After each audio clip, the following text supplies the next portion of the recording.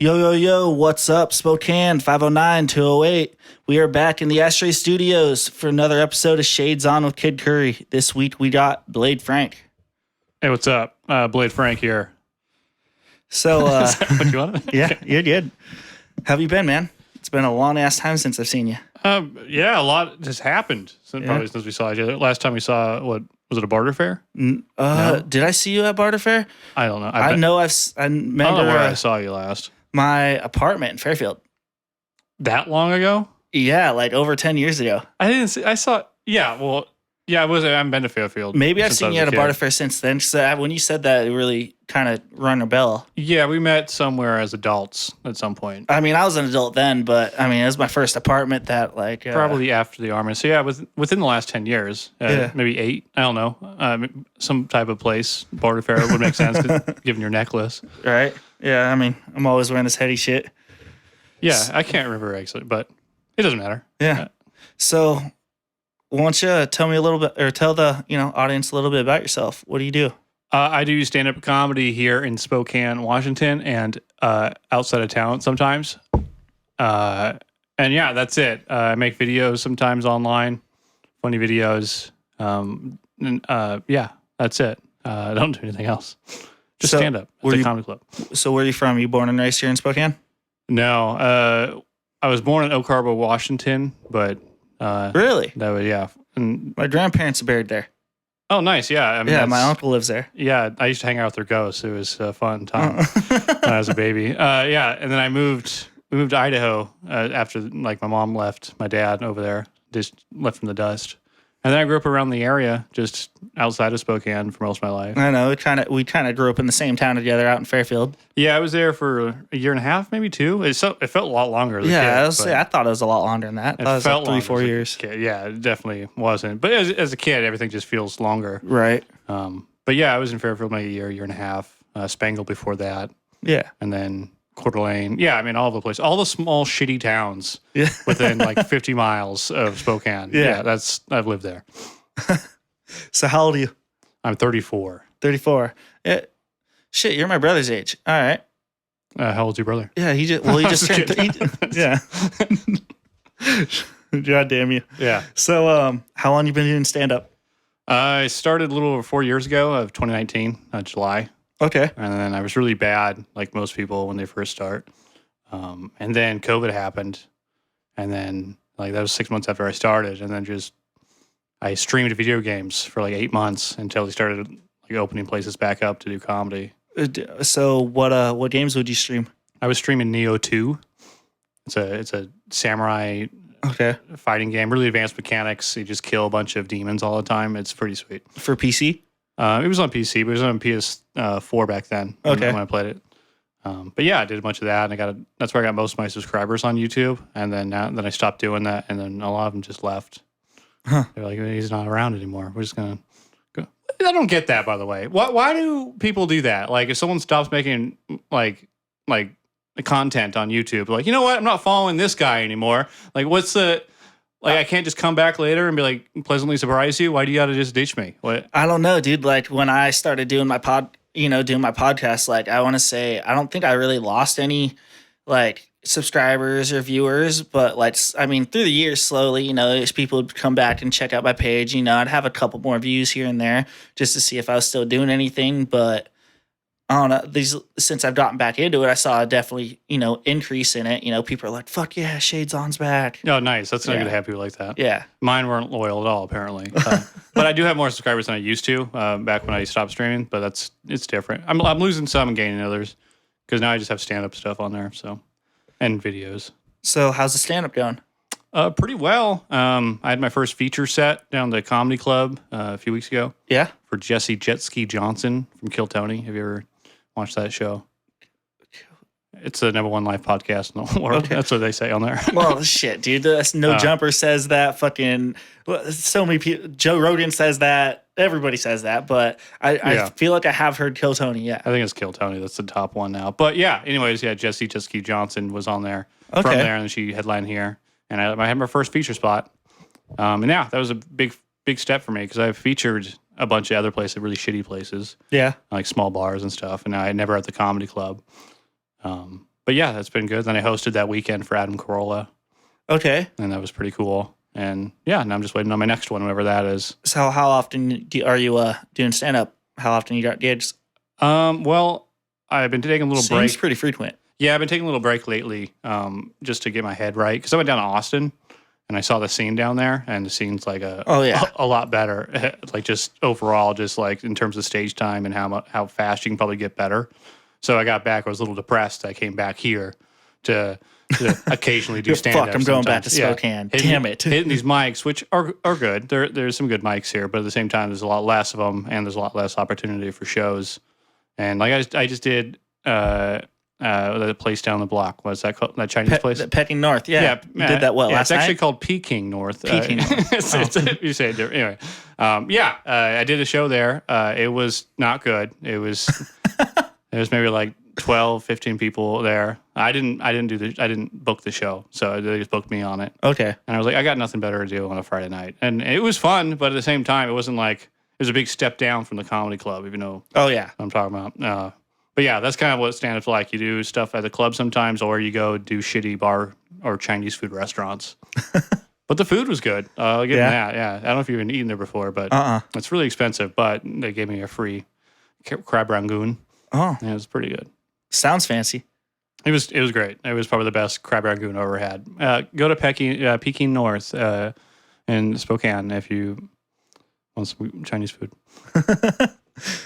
So when you went down to Austin, did you get a chance to check out Joe Rogan's? Mothership, yeah, I was Yeah, on the Mothership? I was on the Mothership. Yeah, first day I got down there, I signed up for the open mic. Yeah. Which is about 200 people sign up for it, and I was just randomly selected to go up. Oh, you were? Yeah. How'd it go? It was a great set. It's 3-minute sets, and they packed the room out full of. It's a really nice tight room. I think max of 100 people in Yeah, there. they got like two different rooms there. They got the big like ballroom one, Yeah. and then they got the smaller one that you're saying you performed in. I wish the security's real tight down there, so Yeah. I couldn't see the big room. Because basically, I got picked, and then we had to wait, and then we get walked in to wait to do the mic. And then once we went up, we had to leave. Oh, So we couldn't watch other comics, right? really? Yeah, we could see everybody before us, nobody after. It was pretty annoying, actually.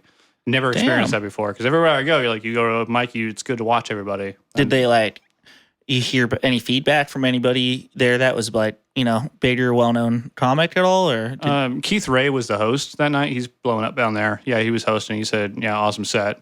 Then I had a friend, old Army friend, that showed up. He lives down there. He somehow got in on the wait list to go watch the show. And he said, hell yeah. I probably had the first or second best set of that night." And he had actual regulars on the show, so that made me feel pretty good. That come all that way from up here north. and have one of the best sets that night of So I think Hans Kim is who he said had a better set than me, and he's a regular down there. Anyway, Well, shit, dude, that must make you feel pretty good. it was nice. But the other mics down there, I ate dog shit most of the time. So, but it was still fun. Yeah. I was I took it too seriously, I think, when I got down because I didn't know anybody. Right, I had a friend down there. I didn't know anybody else. Went there and just met business. So it was a little weird. Yeah, I've done Seattle and Portland. But going to Austin doing those mics, since there's so many comics, there's 40 to 50 open mic comics. So those open mic shows last 3-4 hours, and Damn. and you just get bumped left and right. Damn. But yeah, it was just a weird experience. I was taking my stuff. I was trying to do my material that works down there on these open mics, and then essentially when that happens and you do it at open mic, you're doing it for comics. Comics don't give a shit about other comics. Yeah. So I was doing my stuff that works on shows, and nobody cared. And I was like, you know what? Screw this. I'm not doing material anymore. I just started working on stuff, and I walked away with a bunch of new jokes. Hell yeah. Because I got to hit, I think 10 different mics that over the course of that week, and that was only 5 days. Damn. So it was pretty good. So you're hitting 2 a day at that point. Yeah, roughly. And there's actually more than that a day too. You can probably get 20 in a week What? if you go out every single night. Yeah, Damn. and that's That's putting in work. just get better so much faster if you do that. So yeah, so I kind of want to move down there, but until then, we'll see what happens up here. All right. Well, let's see. So you've been doing stand up since 2019. What got you into it? I graduated from college at WSU. I moved back up to my mom's house, and I was doing one last online course over the summer to fill my degree. And yeah, and then I had nothing to do in the meantime because I have the GI Bill. Yeah. So I didn't have to work or anything. So in the meantime, I was like, you know what? Hey, I'll just do stand up, or I've been wanting to do stand up for a long time. Let me just try it. And so I did it. My first set was good. It felt good. And I was like, oh, I'm gonna keep doing this. The next 30 sets after that were not good. They're really bad. But I kept doing it. It was fun. It was like kind of a creative release to be able to say these things and you just get it out there and get feedback. And yeah, I just kept at it that way. It was pretty good. Met some good people. And that was it. Yeah. And by the way, I was looking for a job too, and I couldn't find one. I still have not found a job in my field. What? Yeah. I have a degree in biology. Oh, shit. And this place seems just derelict of any kind of anything science. It's so weird. It's you're marketing or you're a phlebotomist. Those are the two like degree jobs here, apparently. I don't know. So yeah, I never used my degree. It was fun. It was fun to learn. Yeah. That was a good part, but yeah, so it's just stand up now. Well, shit. Who else have you done some shows for or opened up for? My first hosting gig at the club was for Michael Winslow Jr. I think Michael Winslow from Police Academy. Oh, okay. He's the guy that makes all those noises. Oh, I can't do it. Okay, You know what yeah. I'm talking about? Yeah. But yeah, he was pretty nice. He's not a comic, but he was fun to open for. Basically what he did, his whole act was basically just play guitar with his mouth.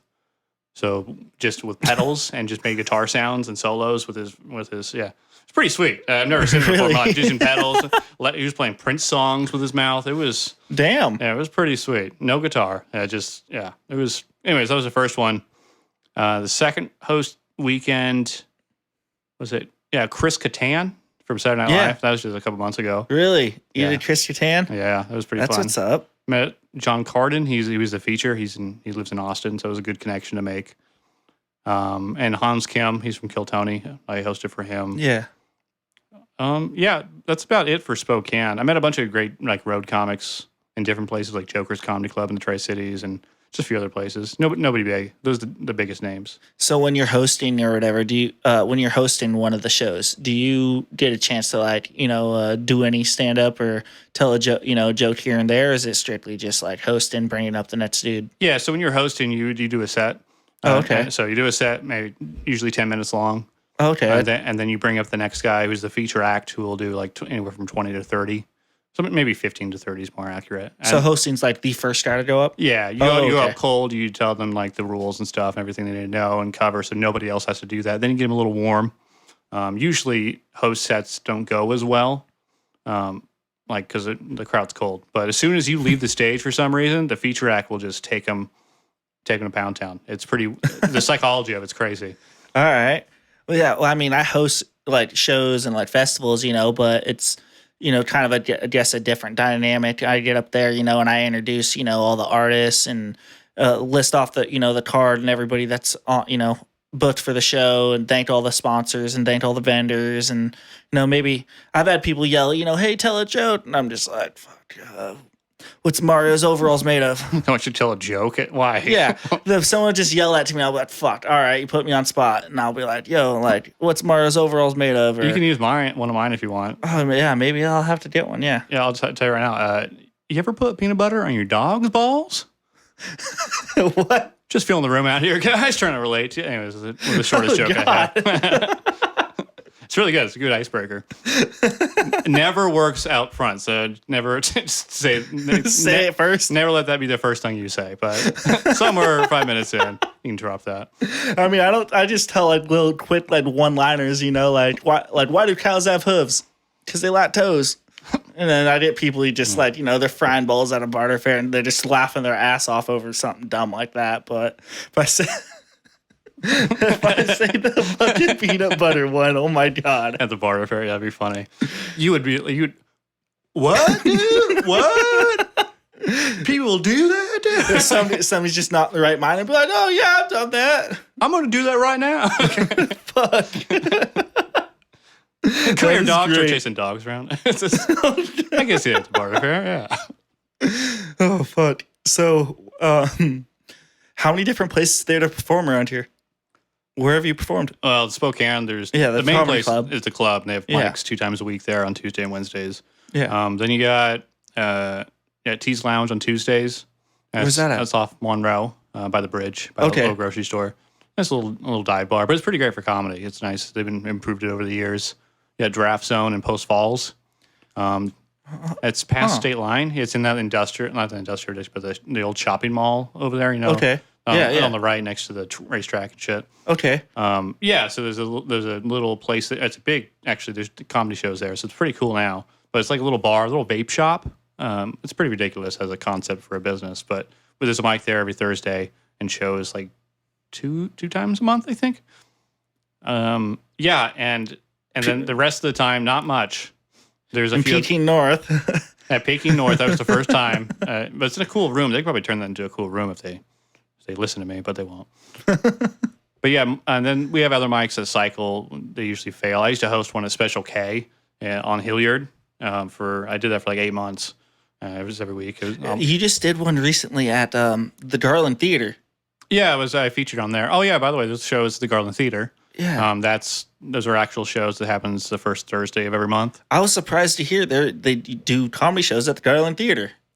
Yeah, no, my friend Josiah started it back up. They've done 4 now, I think, and they're going pretty well. How's the stage there? How's the whole atmosphere? It's fantastic. Really? Yeah, everybody should go. It's like I'll have to check one of those out. Like when I heard that, I was like, "What the fuck?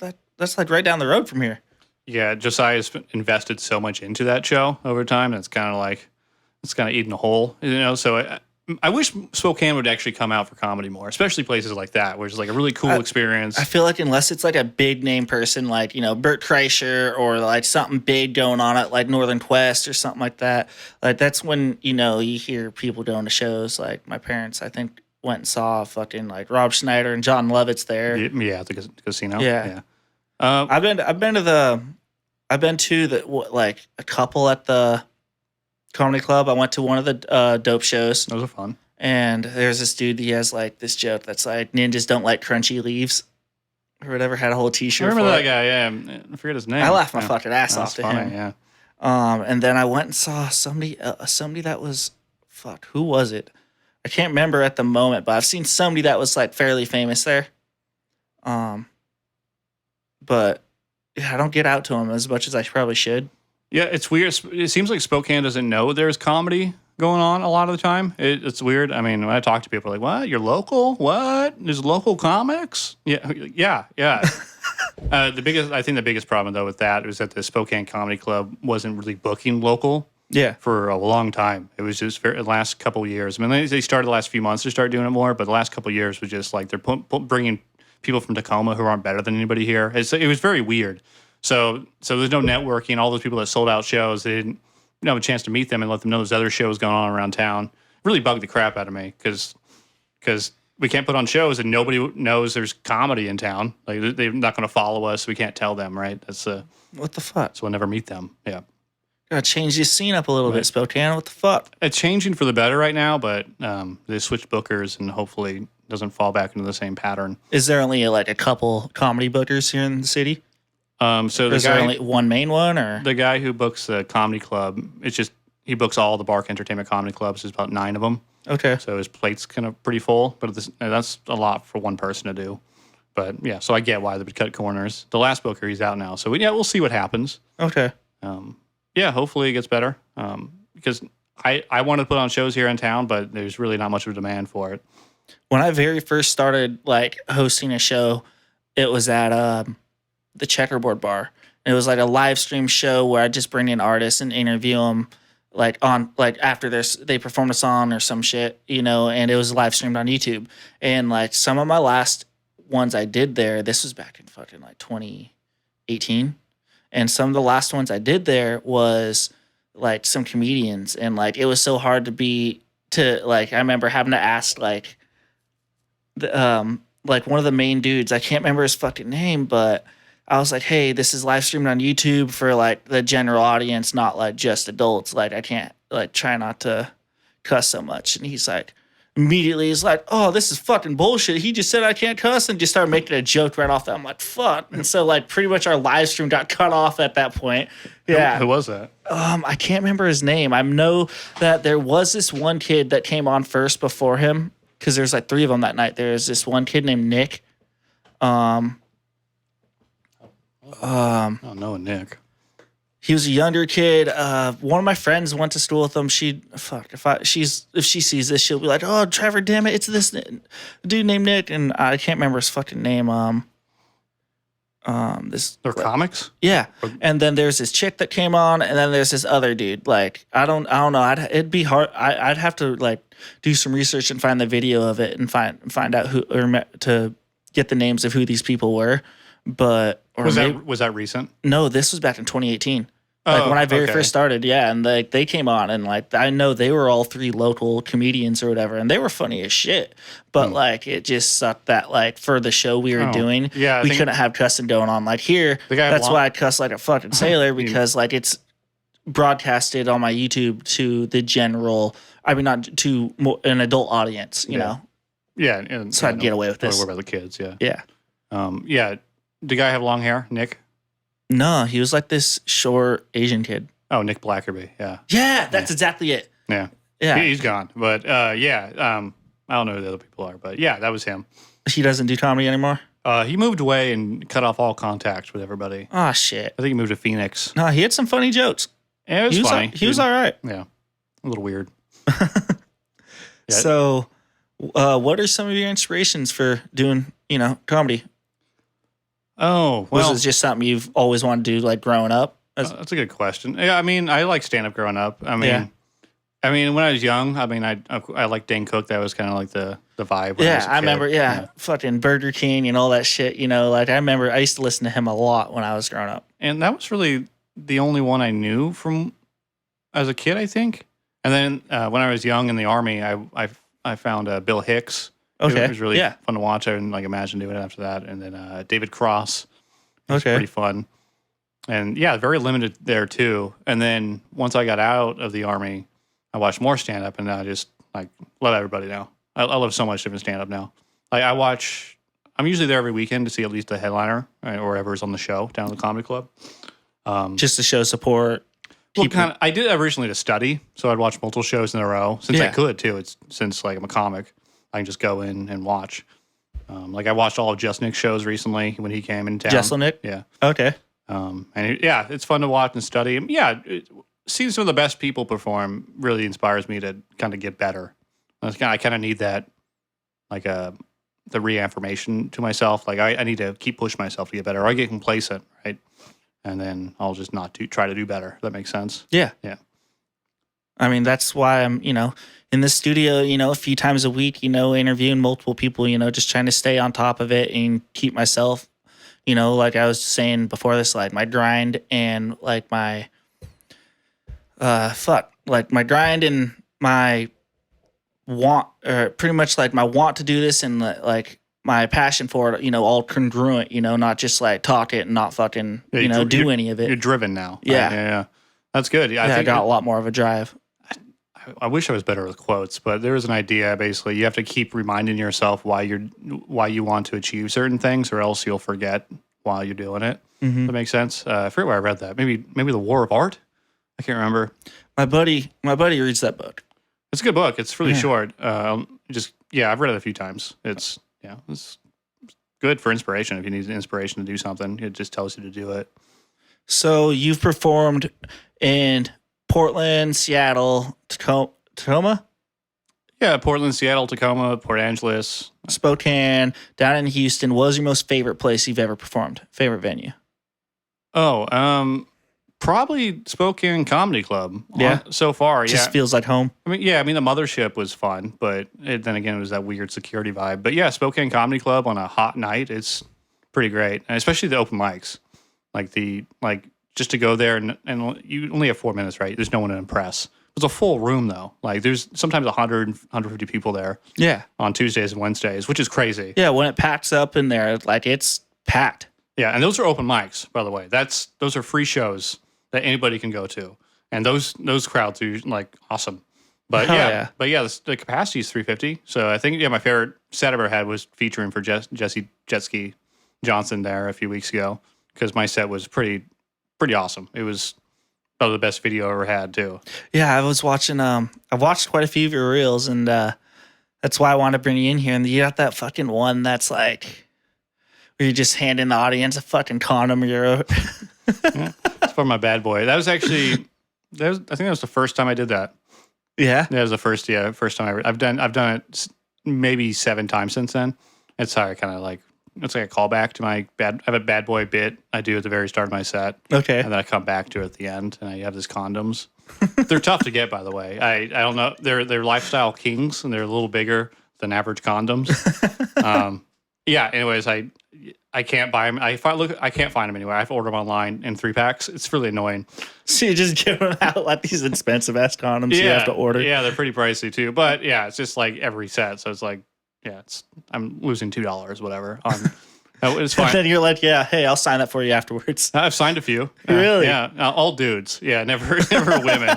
Then again, I don't give it to women. So, yeah, it's just a fun way to close out that bit because the bad boy bit's so stupid. But yeah, you haven't seen it, but we'll see it one day. So how do you feel about like the crowd like talking back at you or heckling a little bit? How's that? Because I've seen like that in some of the videos. Does that bother you, or do you just go with it and just talk your shit back? I mean, I've gotten better with it. It's more a philosophical approach to heckling now. Like, people get mad. I used to get mad all the time because you're interrupting me. But now, like, I know my material so well, it doesn't matter if I get interrupted. It actually kind of makes it more fun rather than I'm just saying everything the same Make way. a joke about that person or some shit. Yeah, I mean, I don't really like doing crowd work, if that makes sense. But I don't have a problem with doing it. I'll talk to them. I look people dead in the eyes all the time now. It doesn't really matter.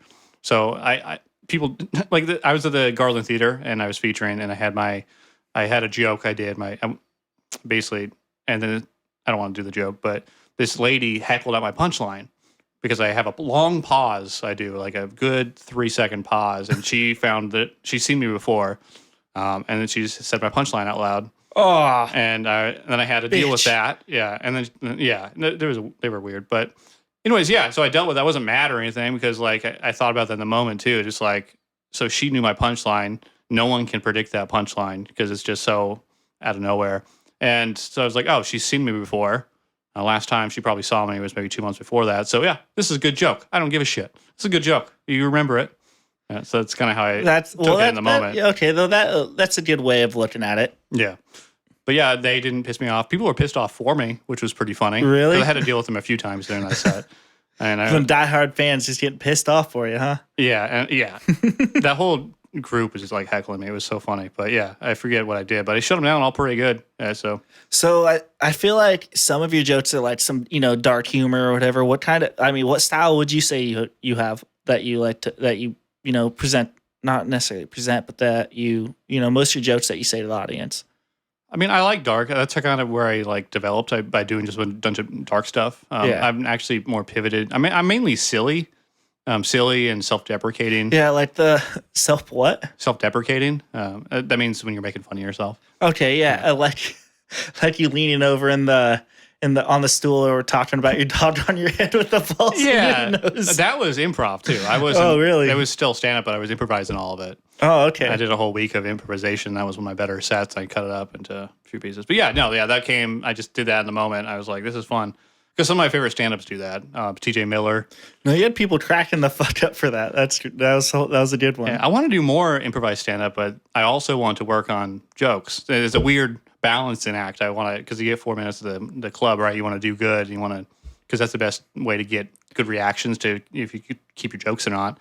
Then again, I do improv, and it's also fun. I don't really know. Both are skills to work on. Do you do the type of improv where you ask people for like, a person and like a place and shit like that, or you just do your own? Yeah, no, this is just a type of, like Roy Scovel. I learned it kind of from watching him. He's a big time stand-up. Have you ever heard of him? Uh-uh. But anyways, what he mainly does now is improvise stand-up on stage. Same with TJ Miller, I mentioned him. What they do is play off themselves.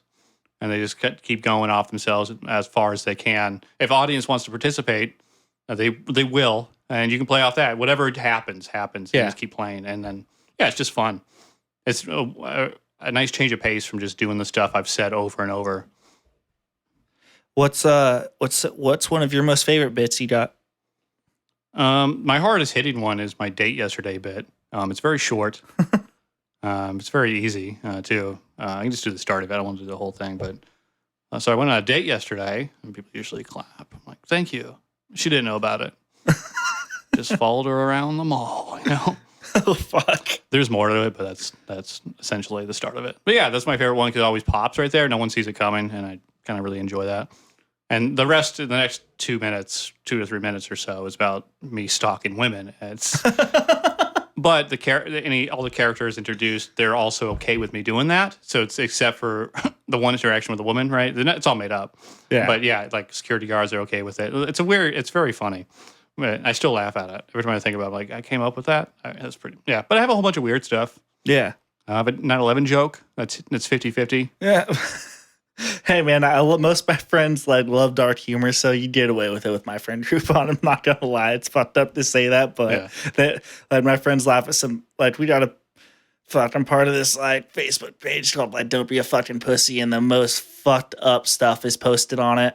And like we're on don't be a fucking pussy 3.0 because we've been kicked off Facebook 3 times now. Yeah, it happened. Yeah. Yeah, and so like we got fucking all sorts of shit like that, but. Yeah, you be careful. I was in a group called Pound Town. Well, me and my childhood friends or people I kind of grew up with all got in a group. You can just post whatever memes you want.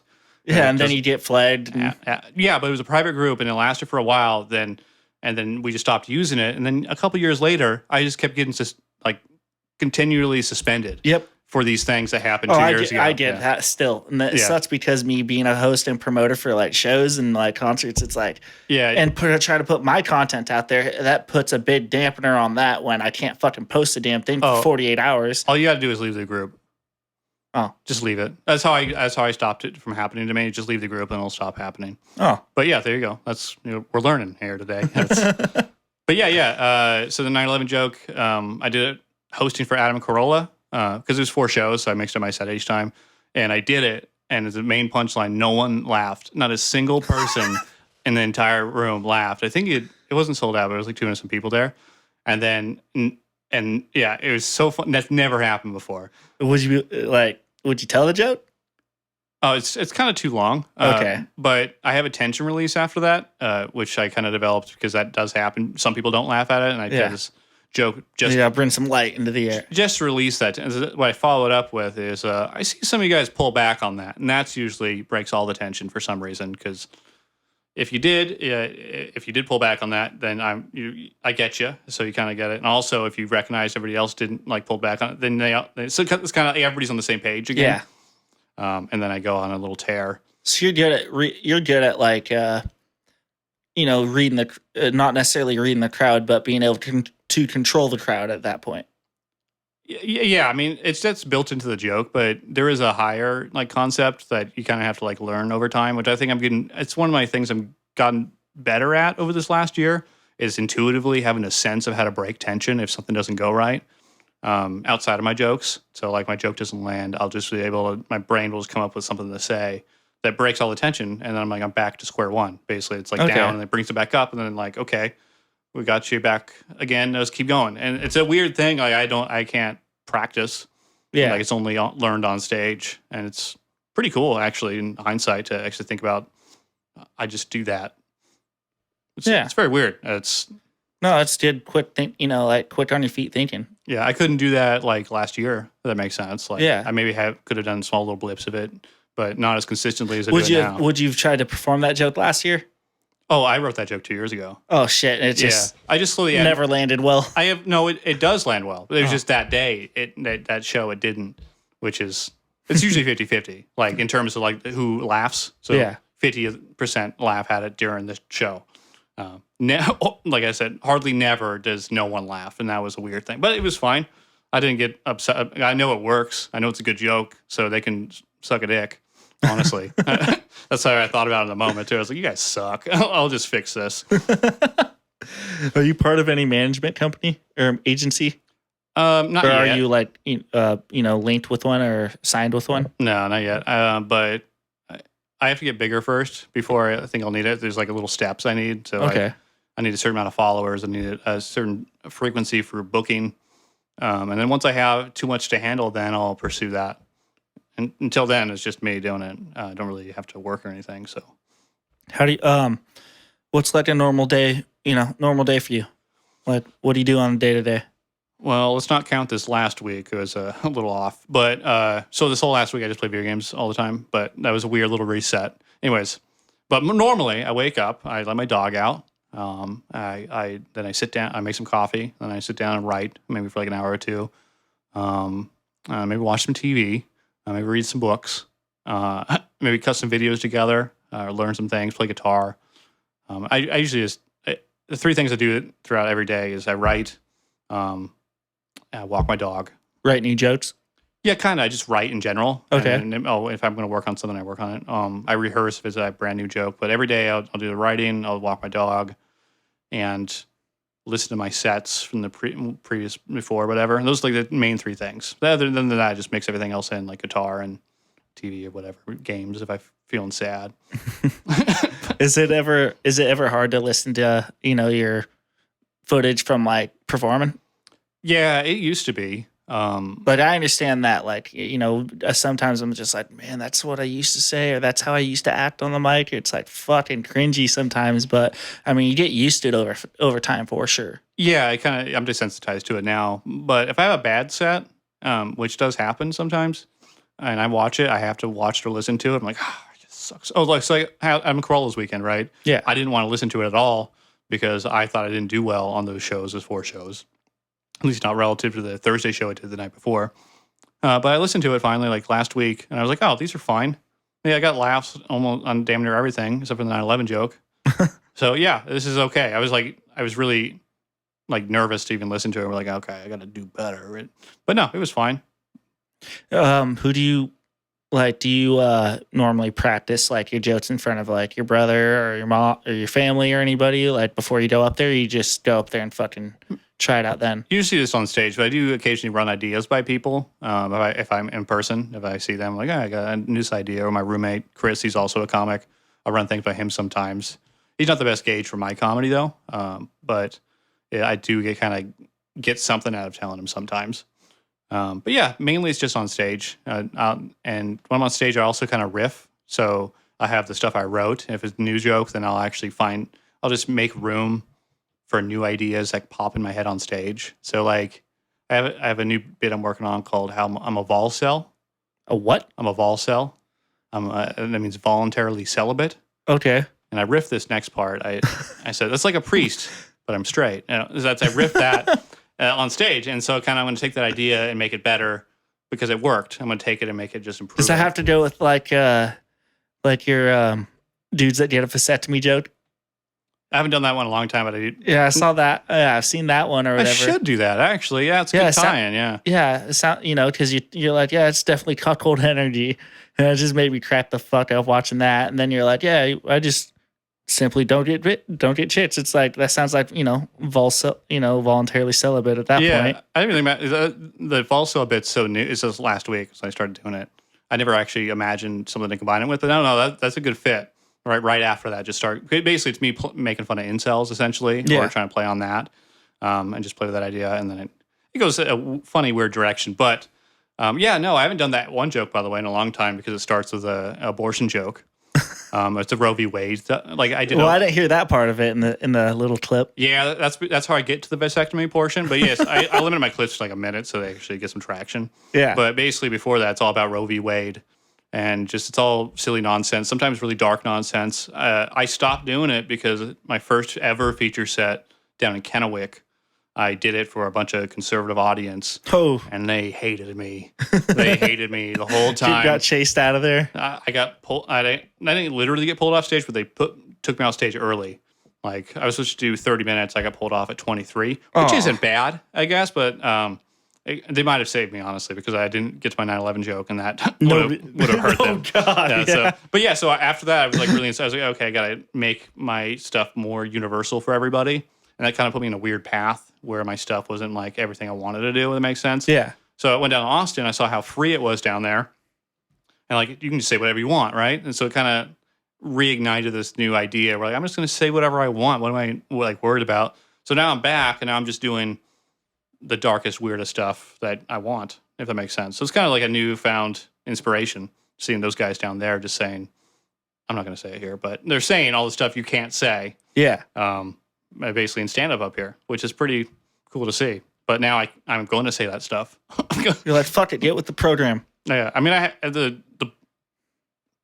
the risk is so low to just do new jokes here. Even doesn't matter how dark or how weird or how sexist or whatever they are. They're all jokes, and so I kind of like that.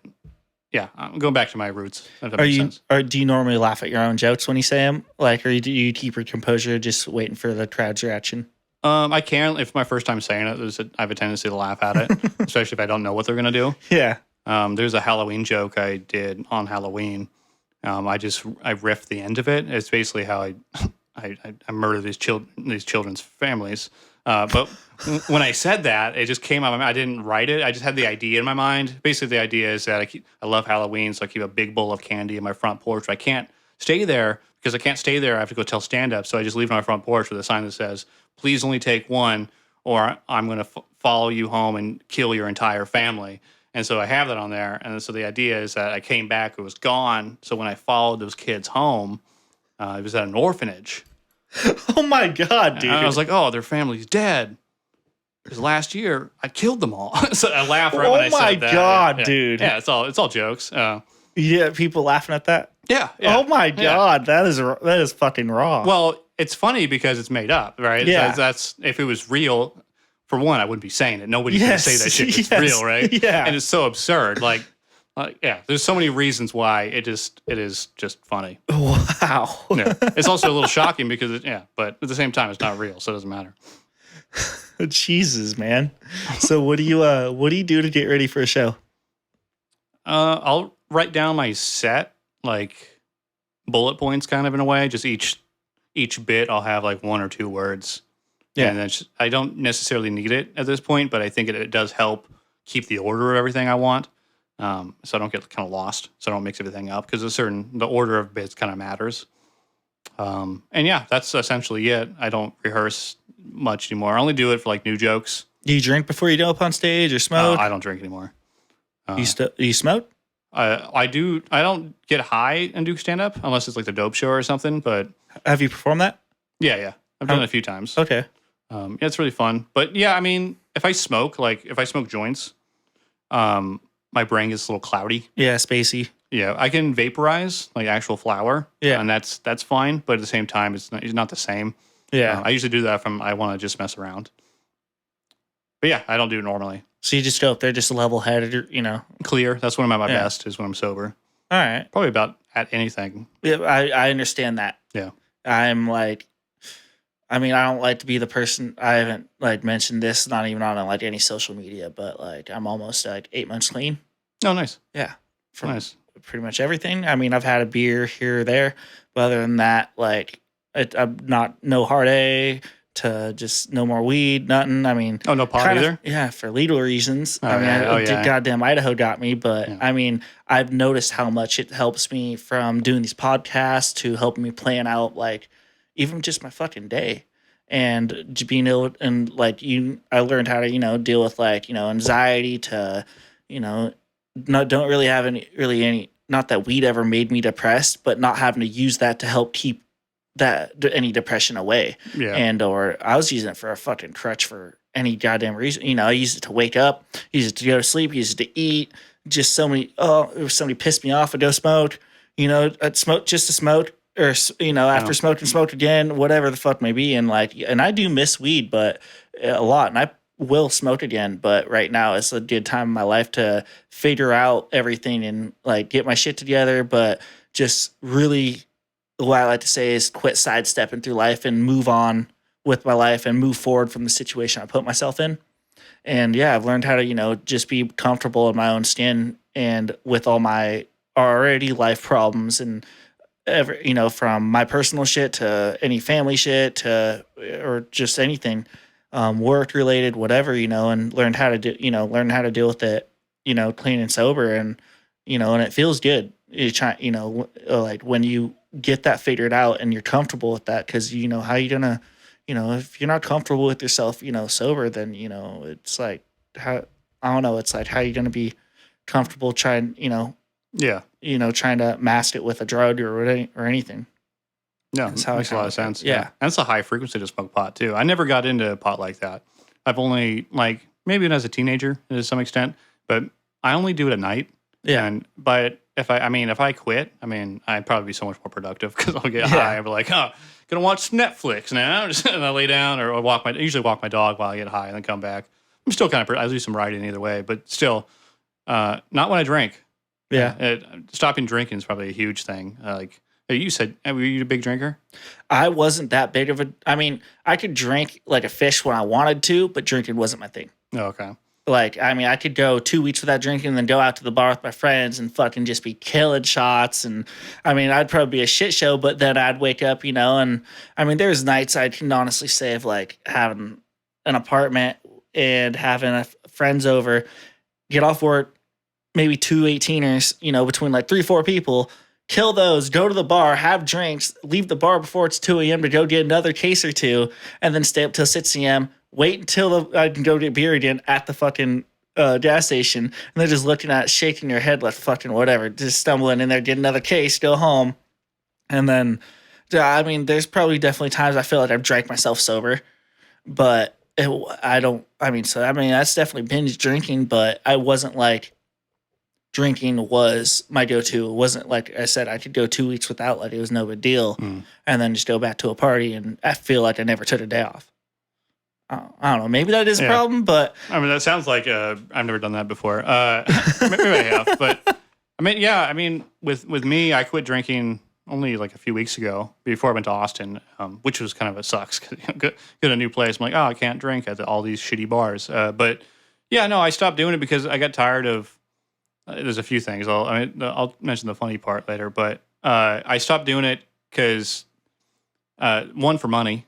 I want to save some money, so I'm just and I'm saving a lot of money. Going out and drinking, dude, is so fucking expensive. I'm at places all the time that serve alcohol. That's where I'm at. What's it, like 3 drink minimum at the comedy club or something like that? There's no minimum anymore. Okay, but yeah, especially there never was for me. But when I'm there, I was like, oh, I'll just have a Big Mac and Jacks, whatever, and then I'll just go home. Also, not driving drunk is a huge thing. I don't have a DUI or anything, but there's been some times I deserved one.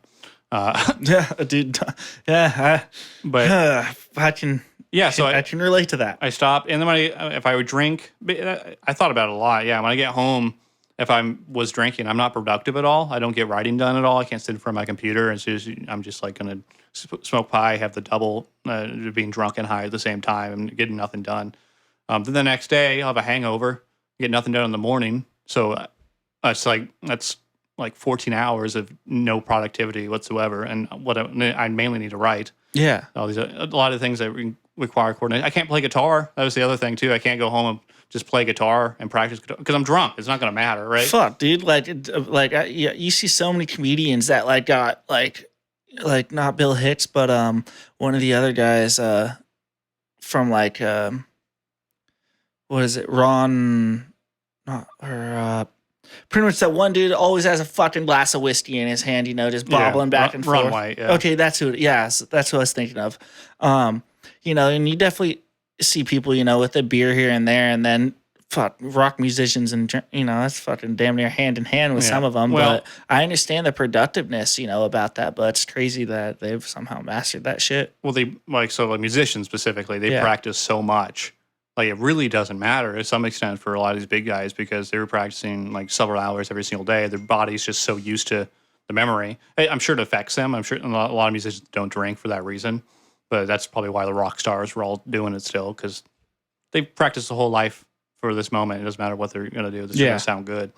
The main reason I quit drinking, one of the big reasons, because I got tired of saying stupid shit to people.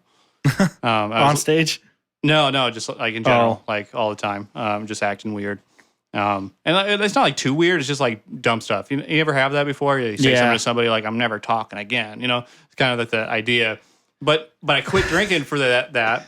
And then I'm sober now. I'm still saying dumb things to people. Hey. And then I'm like, oh, it's just me. I'm just dumb. It's not the alcohol. 100%. Dude, I 100% relate and agree. I've said this to multiple friends. I'm like, hey, something I've realized with sobriety is I don't have to be on anything to say some dumb shit. And they just look at me. They're like, that right there.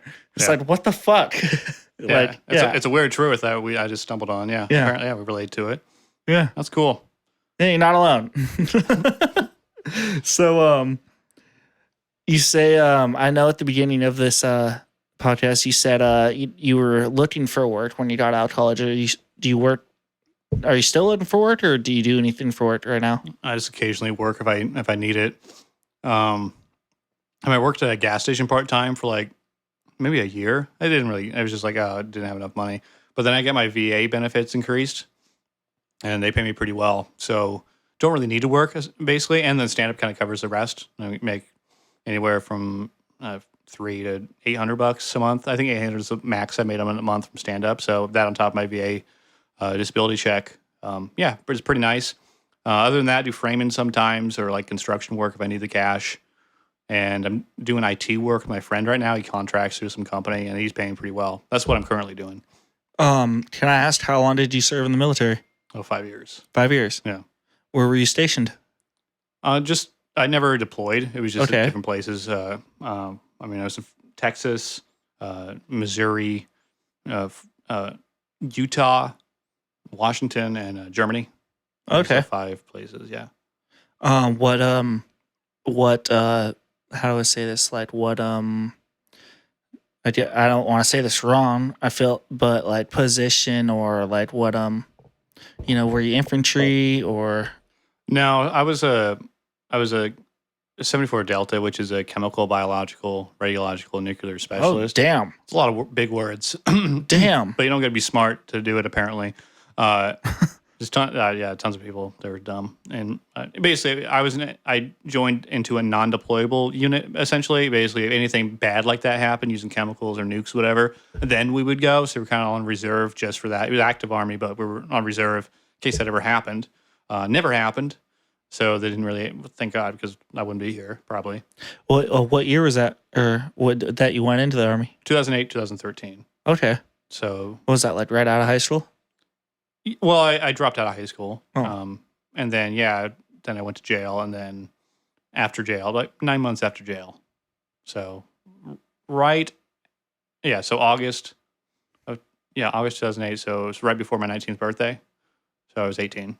Seems like it, must have helped, get some shit together. I mean, you came out and you started doing, stand up. Well, I mean, really, I think college is what really helped me the most. I don't think the army really helped. It helped me pay for college for sure, and gave me some perspective on life and all a bunch of different people and all that, and how it helped form my worldview for sure. But at the same time, I think college helped me the most because I was an idiot in the army. Even when I got out, I was an idiot.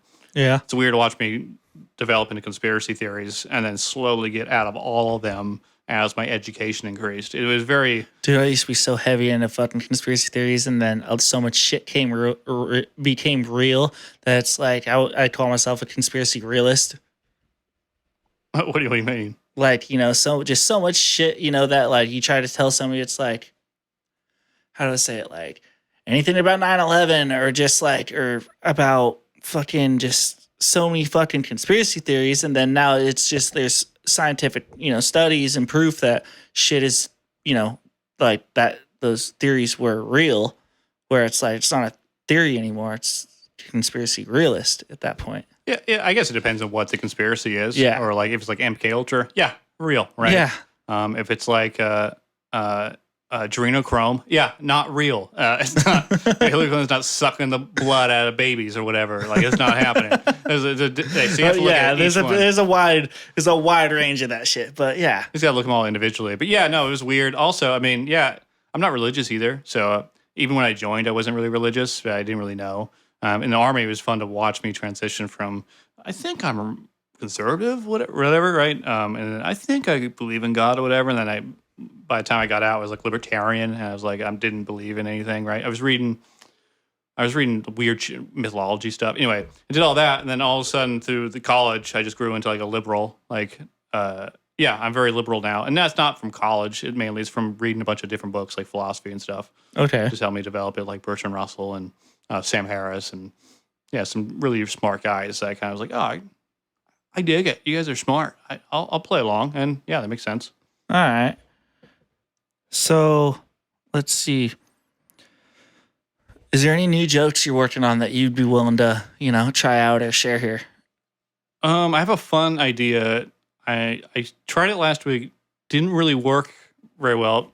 Sometimes when I do new stuff, I don't stop. I don't slow down. There's a pacing that I need to have. Yeah. Just my sets. And so when I do something new, it comes out fast and loud, and I can't get a reaction because everybody's like, when do I laugh or whatever, right?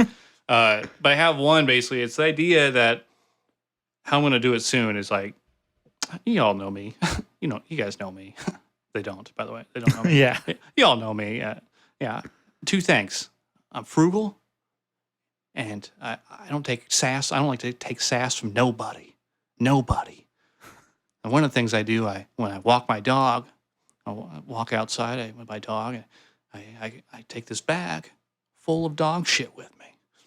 And so when I let my dog poop on other people's lawns, and they give me grief about it, they're like, "Hey, I see your dog's pooping on my lawn." I'm like, "Oh yeah?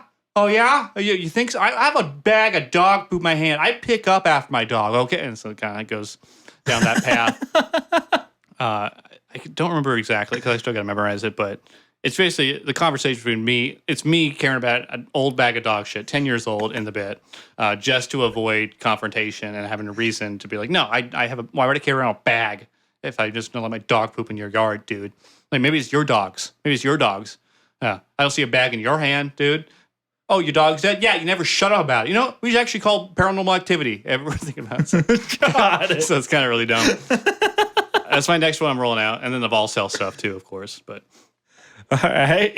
but I like that idea a lot because it's just it's really goofy and For a second, honestly, I thought it was going to turn into like, you just got to say to the guy shit and throw it at him or something like that. I don't know. no, yeah, it's just me being dumb. Caring about your dog shit. I need to put around 10 cents a bag somewhere in there, like when I'm talking to him. It's basically me having a conversation with him essentially the whole time. Yeah. He's not talking back outside of that one line up front. And one of the things I'm trying to get in there is like, yeah, I pay 10 cents a bag just like everybody else. And that's also funny to me because people use dog bags usually. I use grocery store bags. Yeah. Instead of recycle them, I just use them for Fuck dog it. shit.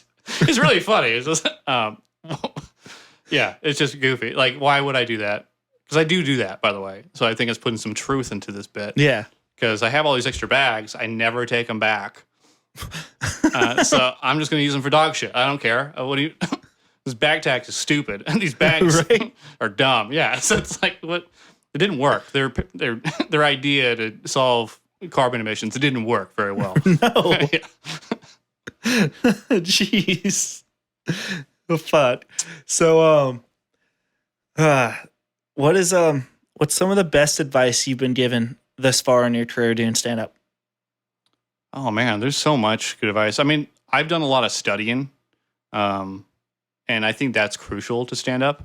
Like you study and listen to other comics, not just on stage, but also on their podcasts. Yeah. And hear what they have to say and what they think about comedy. Just a wide variety, and you kind of get like Gary Goldman. You ever seen him before? He has a bunch of specials out. He's been doing it for like 30 years. Sounds super fucking familiar. He has some HBO specials. He has another one coming out in a couple weeks. I love stand up, but I'm not gonna lie. I'm probably somebody that watches a lot of like I guess you'd say mainstream comics. Like I love like Ralphie May, R.I.P. him. Yeah. That fucking dude was a legend. But I mean, I love Joe Rogan's shit. Dave Chappelle, fucking. I do like Matt Rife. Cool. He's ugly, Yeah. but sure, yeah, go for it. I mean, I don't give a fuck he's about what he looks. disgusting. I don't give a fuck about what he looks like, dog. He's just funny. He Yeah, he's fucking not talks some hot. shit to the crowd.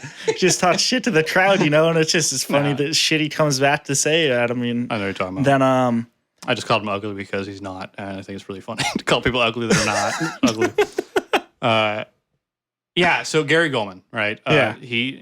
During the pandemic, he released one tip every day on Twitter for stand-up comedy. It involves stand-up comedy, everything from mental health to writing to presence and all that, and that really helped me. It's just all these tips, this whole bunch of tips. Like one of the big tips is be nice. Just be nice to people. And in show business, if you're just nice, you'll get farther. And it's worked well for me. Like I don't feel like being mean for one, but at the same time. in some of your videos, I feel like you come off like you're a little hasty at people. Yeah. I'm talking off stage. Okay. Yeah, be nice in your interaction because it's all networking, right? That's how you get ahead and you get lucky. You just be nice, be courteous, just like be kind and like Don't be resentful. All these other like, negative feelings. You don't want that. You just want to be a good person. And there's a bunch of stuff that goes into that, right? And like you don't want to knock up the club staff. You're not going to make it very far. So one of the things I chose to do, like very early on, is like never even like as an option for me, is just don't try to hit on any of the wait staff or anything like that. And yeah, and it's kind of worked out well. I've seen comics come and go because they've messed with wait staff. Like, Really? not just sexually, but like just physical, like altercations. Like, oh, I didn't get my check yet. Whatever, it's like little things. Just like that. waiting patiently, all nicely. Yeah, what am I in a rush for? Yeah, it's kind of like don't give anybody grief. Yeah, so that's kind of the big one. Like, networking is huge. Therefore, just be nice, be a good person. Okay. And if you're a piece of shit, you're not going to make it in comedy. No one can. Yeah, everybody who's a piece of shit just fails. I mean, fuck, dude. Like, I wish that was relatable with like music, because I mean, I don't know. I guess like some people, when it comes to like the music scene around here, like some people, you'd say that about, but then they got their crowd of people that are like, no, that's a nice. You just don't know him. You just don't know him like that. It's like, fuck, dude. Well, prove me fucking wrong then. I don't know. I think the difference between musicians and stand up, in that regard, is that like stand up, they actually have to say, they have to be more personable, and they have to talk all the time, and they have to have this close knit relationship with everybody. With musicians, you don't really need that. Like, you have your band, and you have your other networking you have to do, but at the same time, it's not as close. Like one gatekeeper, you have to like keep, like, if that makes sense. Yeah. Like, because your music, your talent kind of speaks for yourself in a way, because you're really good at playing guitar and singing at the same time. Yeah, that is true. You have a lot of opportunity that way. And if you're really good, Dad, you can be a dick to anybody you want, actually. I mean, fuck. So, what is some advice you'd give to an up and coming, somebody that wanted to start up doing stand up comedy? Yeah, so be nice and be kind for one. You have to, if you want to do stand up, you have to do it as often as possible. You're not going to be funny out the gate. There's just things you have to work on, and most of the stuff you have to learn is physical. Like, your body has to get used to being on stage first of all. I understand that, just doing what I do. Yeah, the writing and all that will come with time as well, but that's also the part of the studying aspect. And you have to watch a lot of stand-up. That's the other thing, too. You can't just go up there. Like, there's some new guys that have been showing up, and people want to tell stories. And I tell them, like, hey, don't tell stories. You got to learn how to write a joke first, and then work on the stories. It's like, but the kid was like, I think he's like 19 or something. He's like, yeah, but this is just how my persona was. Like, no, it doesn't matter. If you don't know how to write a joke, you're not going to make people laugh, and then everyone's going to not like you. And so once you learn that, then just work on stories. Then, because the stories are just a series of jokes. In the end. And so if you don't know how to do a joke, then it's kind of a pointless endeavor. No, that makes a lot of sense. Yeah. Yeah. Well, I mean, I was like that too. So it's kind of like I see them, like me and them in a way. And like have these long drawn out things with one, maybe a payoff, maybe not at the end. Usually not worth it when you're new. Like, you have 4 minutes of something with no laughs, and then at the end there's that twist. Like, it's usually not worth the traveling time. Yeah, no, that makes, I know what you're saying. But yeah, so the best tip I can probably give everybody is just go do it. And also, it doesn't matter. Like, everybody's so nervous the first time they do it. No one cares. No one cares about you. Like, not a single person in that room cares if you do well or not. Yeah, it's like if you're starting out, you're not it's not like they're there exactly just to see, they're there to see the headliner. Yeah, I didn't make this up, but when you're new, it doesn't matter if you do not even headliner, like open mic, right? When you're new, it doesn't matter if you do good or bad. Nobody will remember you. It doesn't matter. You're brand new. No one cares. Like, you're nothing. If that makes sense. That's kind of like, and it's not like it's kind of brutally honest, but it's the brutal honest truth. Yeah, it's not a negative thing. I think it should be more like inspirational too, because people are like, oh, what if I do bad? Then you do bad. And you won't know if you like doing it until you do it. Mm-hmm. So don't get hung up and wait years before trying it. Just go try it. And then once you do it, you'll know if you want to do it some more. But people make the big deal. That's honestly a great one for somebody that's up and coming, that's wanting to pursue it. Like, I'd probably definitely, take the nerves out of somebody. It's like, oh fuck, like that makes a lot of sense. Yeah. So I mean, I get that. Yeah, just go. Yeah, it's pretty tough too because we have the nervousness that we always just have, especially stage fright and all that that will come. But just have to just deal with it because it's going to happen. Yeah. This one kid, Cole Donovan, he almost puked on stage his first time, Oh, damn. and that was pretty funny. To Someone watch. have to get him a bucket or No, he just was run like, off? He was just doing that the whole time. Just, What? And just like on accident, like it's totally real. The guy, he's the one person in town who's made me cry laughing more than everybody What? else. And it's never like intentional, right? It's just his brain's just so funny. He finds ways to jump logic. were you laughing seeing that? I was laughing pretty hard at that. Yeah, he's made me cry laugh so many, like at least 5 times, and that doesn't happen to me very often because it's just like, because like comedies, you're tricking the audience essentially each time. Like they can't, if they see what you have coming, then they're not going to care. But he's just so, his brain's just so all over the place that just like nonsense. I love it though. It was really funny. Okay. And he's getting better too, which is What nice. was his name again? Cole Donovan. Cole Donovan.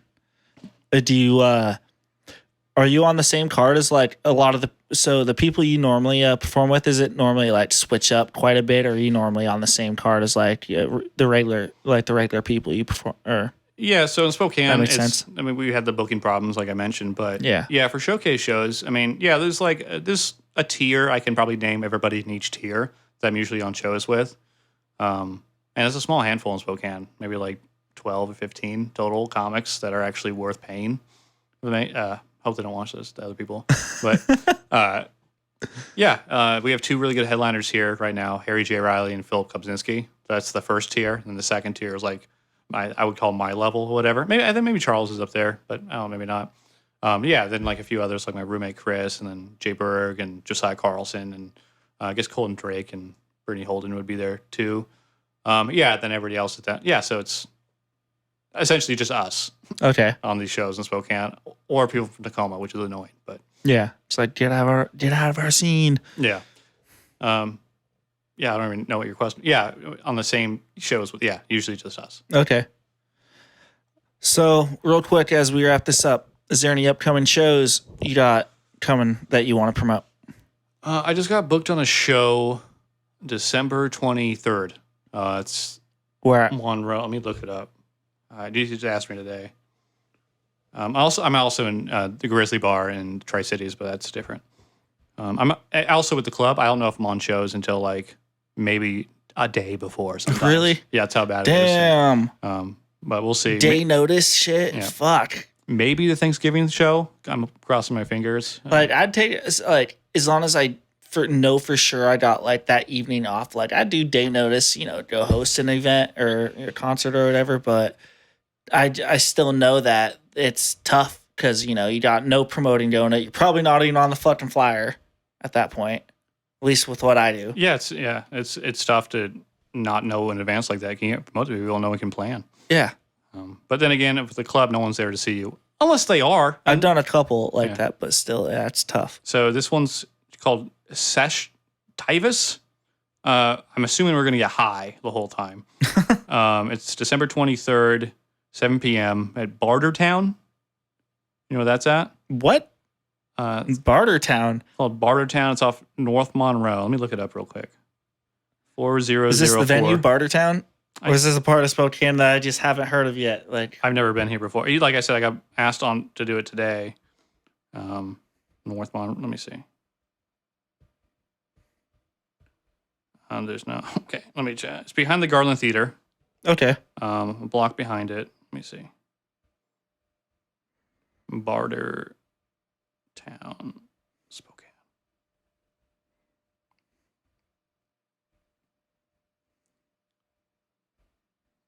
Nothing's coming up. Is that? No, okay, whatever. So, anyways, 4004 North Monroe Street at a place called Bartertown on December 23rd at 7 p.m. Me and a bunch of comics are going to be getting real high and just doing stand-up. All right, man. You're gonna have to definitely send me, that when the flyer or post or whatever comes out, to promote that, send it to me. I'd let you go check that out. Cool, I'll send it to you. That's what he sent me. That's what I'm basing it off of. So yeah, All I'll right. send it to Yeah. No, I'll go support you. Just support your local art. you. Yeah, you have to. Yeah. Or else we can't go anywhere. Right. All right. Now, is there any shout outs you want to give? Check out my old podcast, Not My Favorite Hero, which is an improv podcast where we play superheroes in a fictional universe. I'm actually a villain in it, and we co-host this. It's an improv show. Okay. And we stopped doing it, but I have 9 episodes, and basically I took over for Nick Blackerby. By the way, he was the old host with Theo Blue, but he moved, and so I took over the show for season 2, and it's really fun. We brought on a lot of local comics to play characters. Not My Favorite Hero. That's on Spotify, and we have a new episode coming out because I was in Austin. We recorded a new episode to close up everything, and it's pretty funny. Nice. It's comedy. Check out my Instagram at BladeJFrank. Just follow me. Don't talk to me if you don't want to. My TikTok, the same handle. That's where I post everything. YouTube is different. That's Blades Abyss, but you can get there from my other pages. Blades of what? Blades Abyss. You won't be able to find it. Oh, Abyss. Yeah. Okay. But yeah, I think there's a link on my Instagram and TikTok to it, so it's pretty easy to find. Okay. That's where I put the longer form stuff out. I have like skits and stuff on there. Go to the funny joke at the Garland Theater. Or Sam Miller is going to be there on the first Thursday of. You're gonna have this out by then. First Thursday of December. I'll have this out in a few weeks. Okay, yeah, it's the first Thursday of December. Okay. Sam Miller is going to be there. One of the best rising comics, like in the Northwest. He's going to really taking off. That's going to be a really good show. What else do I have? One more thing. Are you editing this? A little bit. Okay. Just cut out my pauses here. Oh, you're good, dude. I'm not even stressing on those. There's a Spokane Comedy Film Festival that happens every year. We're in the 3rd year coming in. Same guy produces. It's at the Garland Theater. Okay. Same guy puts on these other shows.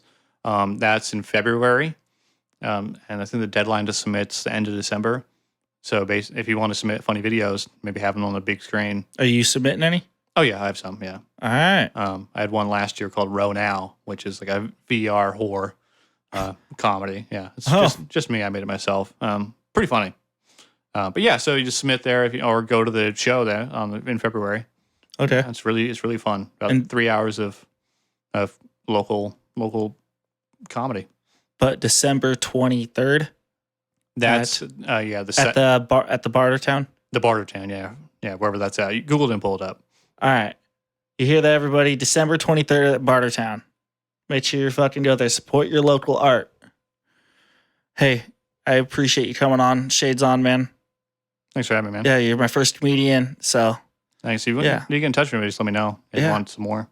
Yeah, dude, that or if you got any, know anybody that wants to come on, help me expand this audience. Yeah, there's other people more interesting than me if you want.